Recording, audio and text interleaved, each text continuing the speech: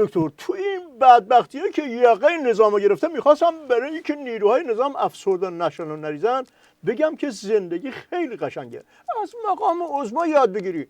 اگه سنگم از آسمون ببره جلسه شعرش برقراره. دکی هنوز راه نیفتاده که بدجور مالوندی به جدول که آره زندگی برای عظما خیلی قشنگه، اما بستگی داره که چقدر خودشو بزنه به خریت، هرچی خرتر قشنگتر. حالمو گرفتی آی دکتر. میرم سر سوالات. حاجی روحانی گفت ظریف مجتهد و سیاسیه، ولی اجتهادش ببخشینا مثل مقام عظما کردانی از آب در اومد، حرف دیگه ای نداشت بزنه. این همه اجتهادش واسه این بود که تحریما رو وردارن، تحریما رو که ور نداشتن هیچ، عظما رو هم چپوندن تو تحریم با بیتش و 7 جد و آبادش، سپاهش هم که بردن تو لیست، هرچی هم مقام تو نظام میشناختیم تحریم کردن. این که میگفت تو دور زدن تحریما دکترا داره، پس چی شد؟ خب این حرفش باعث شد که همه کله ها تو پاتیل کله پاچه قش قش بخندن. اینو مشنگه که با 100 تا سرعت از فرعی پیچید تو اصلی، زد 4 تا ماشین و 3 تا موتور و یه 7 10 تا پیاده رو لطه پار کرد، جلو عقب ماشین خودش هم یکی شد، یه استخون سالم هم تو بدنش نبود. بعد که تو بیمارستان از کوما اومد بیرون، برگشت به دکتره گفت خوب جمعش کردم ها. نمیفهمی تا الان که داغی تحریما یه جوریه که مقام عظما رو باید همش همینجوری بچرخونن که ته نگیره بدبخت بیچاره. لیست تحریما شده آی دکتر این دفترچه تلفن، اسم هر کی تو نظام بخوای اونجا پیدا میکنی. تازه همه اینا یه طرف، خود این مشنگ ظریف هم تحریم کردن، بهش هم گفتن مالکش اعظم. معلوم نشه پس این همه فیس و افاده و جست و فیگور چی بود؟ این که کشک واسه نظام حل نکرد. مرحوم ابوی همیشه میفهموندن به زمادون، عرض میکردم بله میفهموندن که مشنگه واسه باغش سگ خرید 30 میلیون که دوز نیاد، دوز اومد خود سگه رو برداشت برد. روشن شد یا برم برای فرقون بیارم و سگ و باغ و از این حرفا. وقت فلک زده ظریف رو ولش کن. موضوع بعدی اینه که مقام عظما که میدونه استراتژی بیرون کردن آمریکا از خلیج فارس شکست خوده، این کاراشه که تو خلیج میکنه که حالا 60 تا کشور دیگه هم میخوان بیان خلیج برای تنگه هرمز. مقام عظما الان تو وضعیتی نیست که بخواد برنامه‌های دراز مدت داشته باشه و بعدشو فکر کنه. اینا چه سوالایی تو میکنی؟ بدبخت بیچاره مجبوره. خب چیکار از دستش برمیاد؟ مرحوم ابوی همیشه میفهموندن بزن بهادر. عرض میکردم بله میفهموندن که مگسه نشسته بود داشت آتشقال میخورد، بهش گفتن نخور مریض میشی. مگسه گفت میدونم اما من گشتگی دارم میمیرم، بذار سیر شم بعدا برای مریضی یه فکری میکنم. روشن شد یا یه فندکی برات بکشم. آیه دکتر ترس ورم داشته. دشمنه نظام گفتن وقت نداریم و ماه و روز و ساعت و دقیقه و ثانیه برای بالا بردن فشار رو نظام مشخص کردن. یعنی میخوان چه کارمون کنن؟ کپکی ترس برات داشته. تو از اینی که ماه و روز و ساعت و دقیقه و ثانیهش مشخصه نترس، از اون یکی بترس که نمیدونی کی کدوم لحظه ممکنه از کجا بخوره تو فرق سرت. اینه که مقام عظما بدبختی بیچاره رو شب و روزشو دوخته به هم. دکتر من که شم استراتژیکی هم دارم نفهمیدم منظور چیه. لطفا بحث و بسیجی فهمش کن قربونت برم.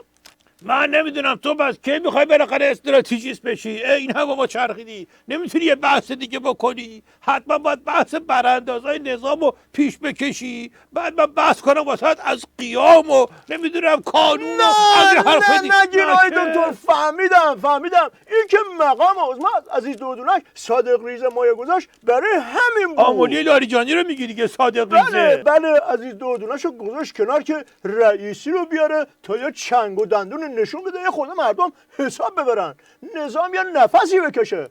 عظما بدبختیاشو کشید ولی منفعتش نقد نشد آی دکتر. صادق ریزه رو جابجا کرد که اونم تو جریان اکبر طبری دوزیاش لو رفت. اکبر طبری نگو، اکبر دوزه.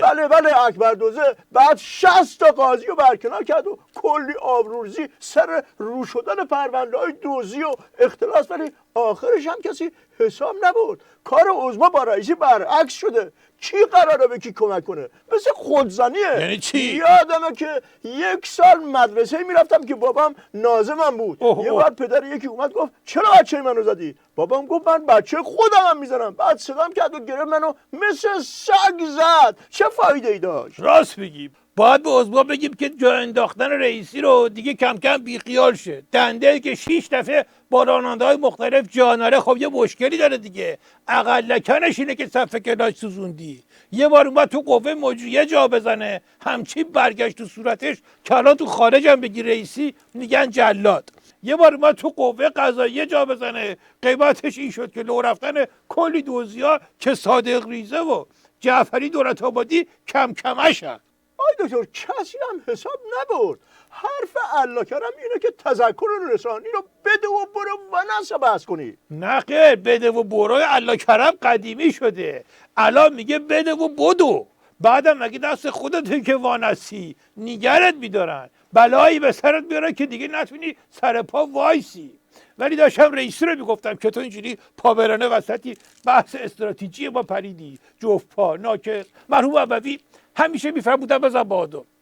عرض میکردم بله، میفرمودن که مشنگه یک سگ هیکل گنده تنبلی داشت که از بس میخورد نمیتونست راه بره. هر وقت دوز میومد سگه رو میذاشت تو فرقون، میدوید دنبال دوز.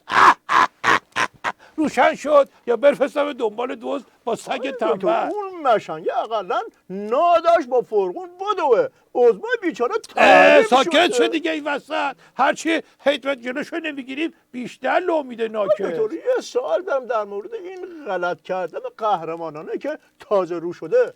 این رو که با دست خودمون امضا کردیم که آشوب سال 94 حج کار خودمون بوده، مقام عظما خبر داشتن یا اینکه حالیشون نبوده زیر دستشون چه غلط کرده ما گفته میشه؟ این یه پلیتیک جدید بوده، چون همه دنیا میدونن که ما هرچی بگیم چاخانه بعد برعکسش درست در میاد. اینجا که رفتیم گفتیم که ما مسئول آشوب بودیم، خودش تبدیل میشه به سند بیگناهی ما. عجب سیاستی. اسمش چیه؟ این قسمت دوم نرمش قهرمانانه است. اسمش از غلط کردن احمقانه. مرحوم ابوی همیشه میفرمودن بزن بهادر. عرض میکردم بله، میفرمودن معلمه اومد شاگرد مشنگشو از زیر ضرب در ببره و پیله نکنه بهش. گفتش که من میدونم این که مو بغل دستیتو کشیدی واسه این بود که شیطون گولت زد. بعد این مشنگه برگشت گفت آره، ولی اون لغتی که زدم تو شکمش دیگه ابتکار خودم بود. آقای دکتر در پایان اجازه بدید که جمع‌بندی مباحث امروز رو من به عهده بگیرم. ببینم چه کار می‌کنی. صوت خوش الهام. آخش خیالم راحت شد. ترسیدم خودت بخوای بخونی، ولی خب الان که گفتی صوت خوش فهمیدم یه مهمون خوش صدا رفتی آوردی. آقای دکتر قربون دارم، مهمون کجا بود؟ من که غیر از شما کسی گیرم نمیاد. شاعر میگه که ز عظما بشنوین آفقونه بش زده تحریم های ما آتش به جونه بش. سوز دلو آی عزیز دردون همچون مال کش سوخت، های به تلخی بس شد در به دکونه بش داده بیداد شده طوری که حتی هر بسیجی بفهمه که به سر اومد اون زمونه بش.